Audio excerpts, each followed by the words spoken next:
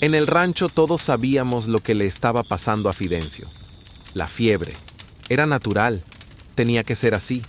No en vano se mete uno por entre los pantanos, burreando leña sobre el lomo, con el aparejo encima, la soga sobre la almohadilla de la frente y los brazos tirando hacia abajo la cuerda de la carga. Por algo pasan estas cosas. Ahí es que viene un mosquito y entonces le mete a uno la fiebre hasta los huesos. Eso le pasó a Fidencio. Eso nos había pasado a todos y luego que nos tomábamos la quinina cargábamos con los troncos de nuevo, abriendo veredas por entre la maraña de los manglares rojos, desbrozando de aquí y de allá hasta romperle un claro al monte. Pero uno se ponía bueno, se enderezaba otra vez. Mas Fidencio no, había envejecido haciendo carbón. El pelo castaño se le volvió blanco y gastado con el tiempo. Esta que cuento pudo haber sido su 10ª fiebre en 2 años. Y no tenía cara de curarse.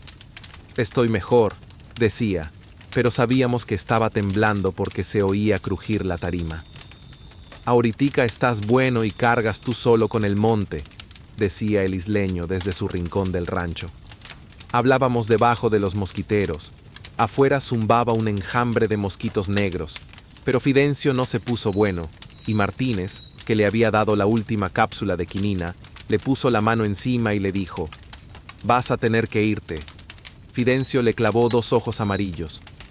«¿Quién se ha quejado aquí?», preguntó. Martínez empezó entonces a sonreír como debajo de su barba. «Bueno, tú dirás cuándo». Y se quedaron mirándose. Yo los estaba viendo por un costado del horno. A veces el humo que bajaba me los quitaba de enfrente. De lejos nos llegó claro el fotuto de Andrés. Era la hora del chico. Total, una galleta de agua, abierta en 2 tapas y llena de tocino frito. En medio poníamos una gran lata de agua salobre para beber. Debían ser sin duda las 9 de la mañana. En eso, Andrés era un reloj. Así que apenas cesó el fotuto, cogimos la vereda. Delante iba Martínez, detrás el isleño seguido, Fidencio y de último yo. Pisábamos dentro del lodo, metidos los pies en el agua estancada. Fue como si lo presintiera. Fidencio viene borracho, pensé, mas el aguardiente no lo habíamos traído del rancho, pues aquella mañana salimos con el gusto de ir mirando las llanas para el horno que iba a ser de nosotros 5. Pero vi a Fidencio de pronto caer hacia adelante, con los brazos sobre el pecho, y de un salto lo tuve por las axilas. Ya Martínez estaba junto a mí. Le limpiamos la barba llena de fango y los ojos ennegrecidos, mientras resoplaba sin un lamento.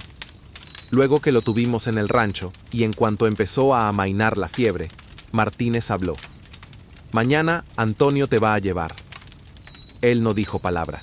Se inclinó a la izquierda para escupir y tiró la vista por encima de los mangles. La verdad, a Fidencio no le gustaba el monte, pero tenía 3 nietos huérfanos pendientes de él. En unas parihuelas lo llevamos hasta la balsa. Íbamos a remontar el canal. Fidencio, como nosotros, lo conocía palmo a palmo. Conservaba en su medio kilómetro la misma profundidad de 4/4 por 1 vara y media de ancho. Como que lo hicieron sus manos y las nuestras. Tuve que dar palanca por todo el camino, pero a ratos hablé con él. «Martínez te va a guardar tu parte, pero tiene que venir otro», decía. «Bueno, otro a condición de la mitad». Me miró sonriente a pesar de su cara cerosa y su tremenda sonajera de huesos, y seguimos andando por el canal. Hacía un calor de 1000 demonios y ya empezaba el jején. Yo tuve 2 horas de palanca y el sudor me hizo algunos ríos blancos en el pecho, arrastrando el hollín hasta el ombligo. Por fin salimos al mar y pegados a la costa busqué el embarcadero. Allá nos salió Ernesto primero, luego su mujer. Él un hombre gordo, ella flaca y larga. «¿Herido?», preguntó. «La fiebre», dije. «Tráigalo, que tengo limones recientes», dijo ella, y los 3 arrastramos al enfermo a la bodega.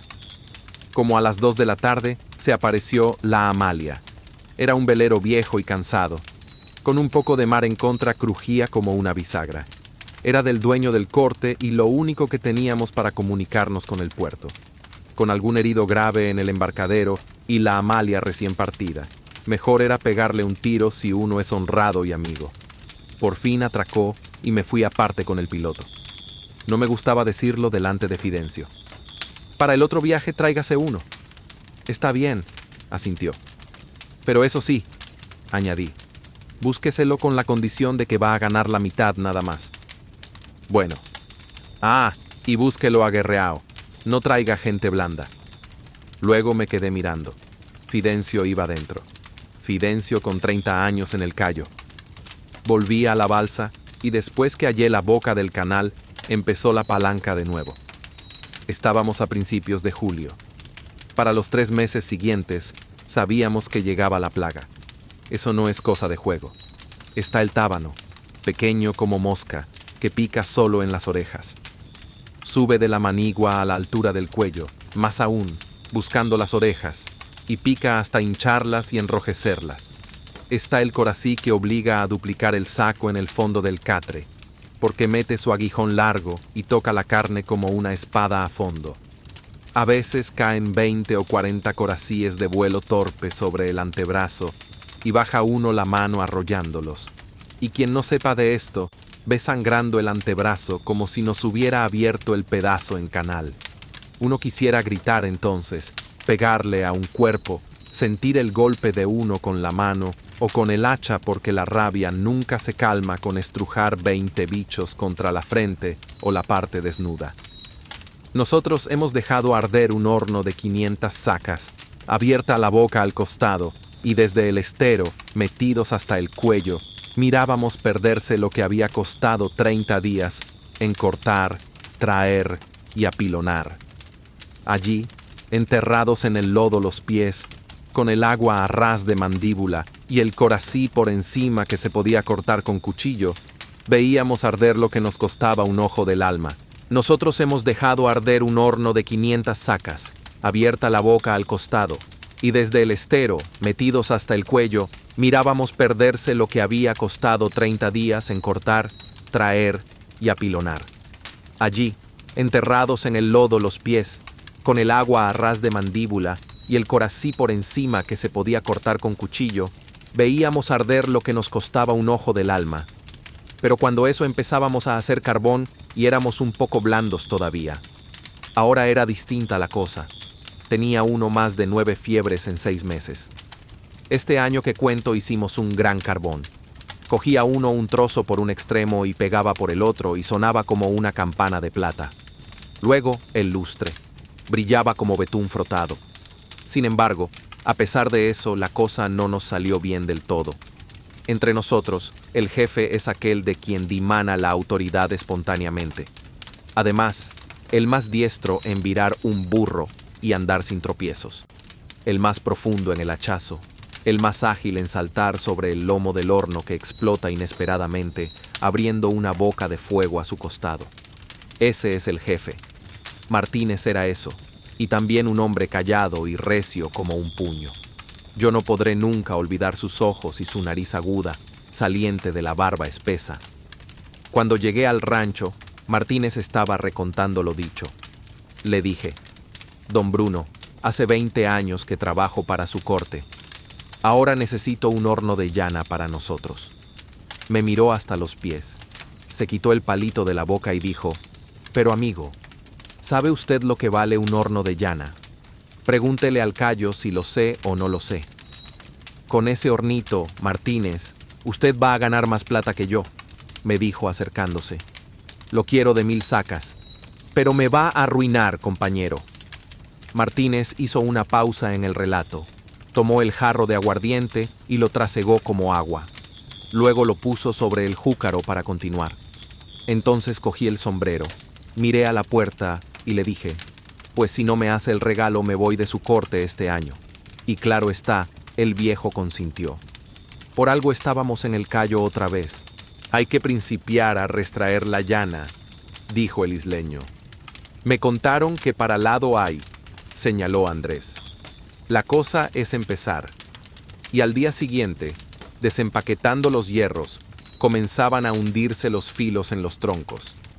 A cada golpe se estremecía un árbol, soltaba las hojas maduras y caía crujiendo por la herida. Todos los filos sangraban la savia de 100 árboles.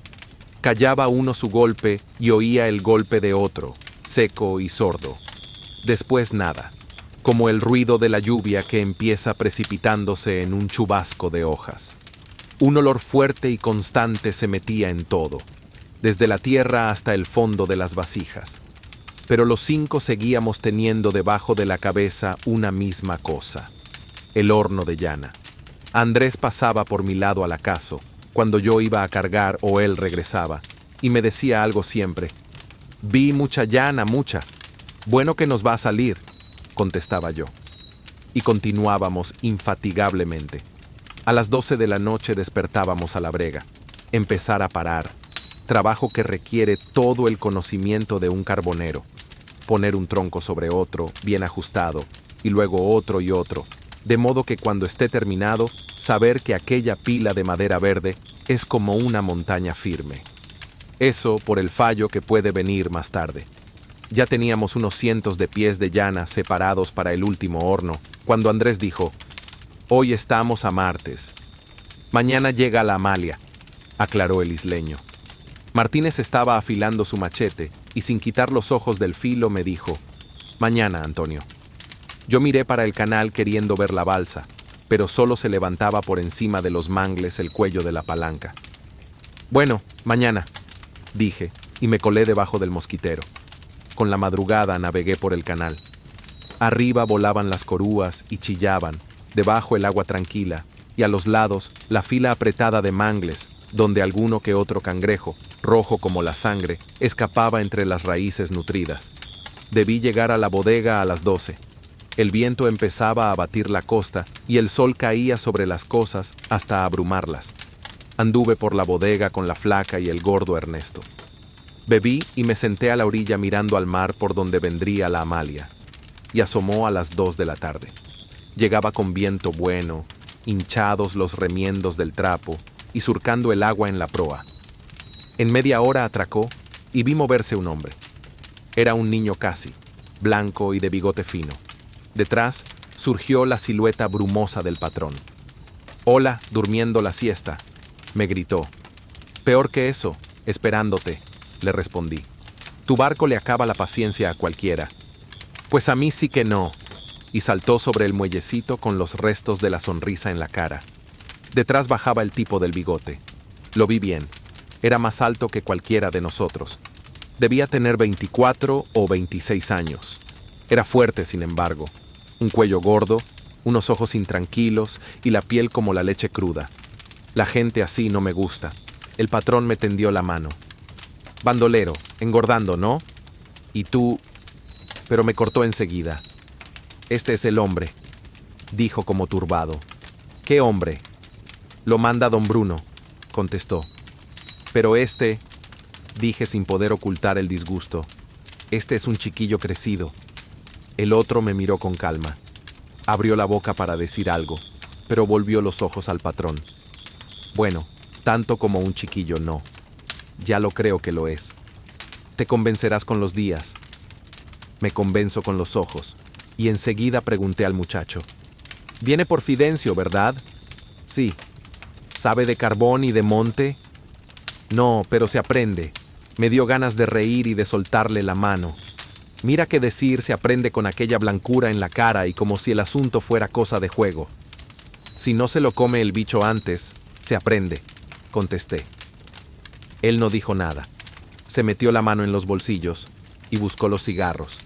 Entonces quedamos callados un momento y pensé en la cara que iba a poner el isleño, y lo malo no era la cara, sino lo que decía cuando no estaba conforme. Pero Martínez era quien tenía que decir lo último. Así y todo, pensándolo, le pedí al patrón: «Quédese un par de días más por si tiene que llevarse la carga», y echamos a andar. Cuando me metí en el agua rumbo a la balsa, me volví. «¡Caramba! Germán, Germán, ¿qué me dice de Fidencio?» La voz chocó en la costa, pero el patrón no pudo oírme con el viento en contra. «Está igual», dijo el muchacho, pero yo ni lo miré. Llegábamos de noche. 2 días antes, Martínez prendió fuego al primer horno. Era de júcaro todo y ardía sin ruido, con su mechón de humo de color ceniza arriba.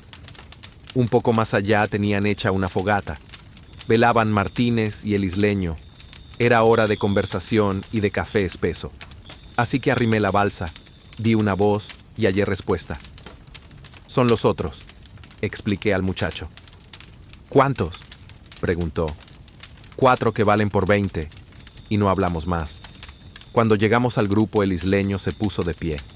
No se le veían más que los ojos blancos y el jarro de lata en las manos. Le echó una mirada al hombre y después a Martínez. Yo estaba pendiente de todos. Martínez se puso en pie, dio unos pasos y preguntó: «¿Sabe trabajar en esto?». «No, todavía». Entonces pasó lo que yo esperaba. Tiró el jarro el isleño y fue a encararse con el visitante. «Está bueno esto, carajo. Pedimos un hombre y mandan una criatura». Nadie dijo nada, ni siquiera el extraño. Entre la poca luz que le daba de frente yo le vi enrojecer, pero no aseguro si fue por la llama reflejada o por la sangre indispuesta. Martínez prosiguió: «Si no sabe, tiene que irse». Entonces el otro dejó de estarse quieto allí aguantando cosas y habló: «De alguna manera yo sirvo». «Como no sea para lavar platos», gritó el isleño. Pero antes que hubiera terminado le cayó en la cara el puño del hombre. Anduvo tambaleante hacia atrás y luego se desplomó sobre los primeros árboles. Desde luego, Martínez, Andrés y yo corrimos, pero Martínez llegó primero. Mucho más pequeño que el joven, lo tomó por la cintura y lo arrojó sobre los troncos, como si hubiera sido un muñeco. El isleño corrió con su machete, pero Martínez lo contuvo bruscamente y habló: «Vamos a entendernos o mato a uno», apenas si todo aquello le había cambiado el rostro. El isleño dejó pues su machete y se limpió las narices. El otro estaba hecho una calamidad. La púa de un palo le hizo al caer una doble rajadura en la camisa y la carne por donde manaba alguna sangre. Tenía 2 grandes quemaduras en la cara y en los brazos. Yo vi el rostro de Andrés espantado, y luego el de Martínez, sereno y firme. Nada, que hicimos un gran carbón aquel año, pero fue la mejor parte para el dueño del callo. A nosotros nos tocó algo, y luego que llevamos al muchacho en el bote del gordo, y se salió del juzgado y de esas cosas, nos bebimos y nos mujereamos toda la plata. Una noche de esas, entre vaso y vaso, alguien nos dijo a Andrés y a mí que Fidencio había muerto. Mas en cuanto aflojó la plaga y cayó el frío, regresamos los mismos. Ya en el muellecito, me volví para saludar a la madre de Martínez. Estaba como en todas sus despedidas en el portalito de la casa, y había 3 niños en la puerta, muy seriecitos y con zapatos nuevos. «¿Y esos?», pregunté a Martínez. «Los nietos de Fidencio», dijo, y se volvió para mirar el callo, que era apenas un punto de ceniza sobre el horizonte. Recordé entonces todo lo que había pasado con Fidencio: las fiebres, la palanca en los canales, el calor, los jejenes, los coracíes que nos azotaban, la brega de los hornos, la manera en que cada tronco tenía que quedar firme y justo para que el horno se sostuviera. Pensé en cómo nos habíamos entregado a esa labor con disciplina y con miedo, con cansancio y sudor mezclado con hollín, sin un quejido, con la certeza de que lo que hacíamos era nuestra responsabilidad y nuestro honor. Y pensé también en el muchacho que había llegado como un extraño, casi un niño, y que, bajo la mirada dura de Martínez y del isleño, había aprendido a palanca y machete lo que significa ser carbonero. Vi cómo se transformaba, cómo cada golpe y cada esfuerzo le iban marcando la cara, el cuerpo y la paciencia. Lo observé cargar, tropezar, levantarse y seguir hasta hacerse parte de aquel grupo, parte del horno, del monte y de la selva. Y comprendí que así pasaban las cosas en el callo, con esfuerzo, con respeto a la naturaleza, con sudor y sangre, y con la conciencia de que uno debe cumplir su papel, aunque cueste la vida o deje huellas que no se borran. Fidencio se nos fue, pero su recuerdo estaba en cada tronco, en cada horno, en cada niño que lo miraba desde la puerta del rancho y en cada hombre que siguió trabajando, recordando que lo que hacemos con nuestras manos y nuestro corazón perdura más allá de nuestra vida.